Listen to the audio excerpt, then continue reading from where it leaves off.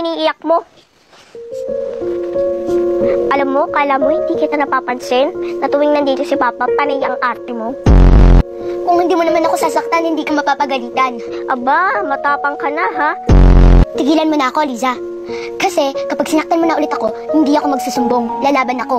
Tandaan mo na ako nagturo sa'yo kung paano maging matapang. Aba, matapang ka na talaga ha? Ang ganda, no? Huwag mong hawakan, baka matumihan eh. Uy, palagi naman akong naghuhugas ng kamay. Eh, yung pagkatao mo, paano mo mahuhugasan? Eliza! Hi, Tavis! Tingnan mo, may bago na akong bike. Bago, mahal. Oy, narinig ko, sabi ni Kuya Jojo, mura lang daw yan. Sino siya? Ako si Fleur. Maid namin. Maid? Ang bata? Ganun talaga, talented ako eh. May bike ka? Wala siyang bike at saka hindi siya marunong. Gusto mo turuan kita? Huwag na tayo na lang mag-bike. Pumasok ka na nga. Eh, inaaya nga ako eh. Angkas ka na lang sa likod ko. Ako na lang aangkas sa'yo. Hindi na, mabigat ka eh. Ay.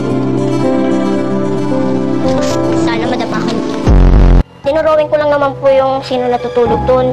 Para hindi naman po kayo malito. Alam mo ba ha? Alam mo ba kung anong drawing mo? Opo. Demonyito, anak ng demonyo. Bilang magaling na pintor, bilang magaling na artist, ikaw magbubura dun sa ginawa mo. At hindi ka rin kakain hanggat hindi malinis na malinis yung pader ng kwarto ni Fleur. Naintindihan mo? Yan ang hirap sa bahay na to eh. Sinisikal niyo ang pangarap ng mga tao. Bes, sigurado ka bang bata yung niluwal mo? Oo, bata yan. May sapi lang. Paano gagawa-gawa ka ng ganyan? Tapos tukoy na tukoy naman, ikaw may kasalanan. Paano hindi matutukoy? Ilang lang ba tayo dito sa bahay? Eh yun nga, kaya nga pag gagawa ka ng ganyan, dapat yung hindi halata. Katulad ng ginawa mong pagpapatihulog sa hagdanan. Alam mo, may patihulog ako doon sa hagdanan. Oo. Eh paano? Wala naman sa karakter ni Flor na manulak. Kaya Ani, tulungan niyo po ako kung paano ako maging kontrabida. Bakit? Naman ako kontrabida ah. Hindi lang ako nagpapatalo. Ikaw, Pumapatol sa bata, hindi kontrabida.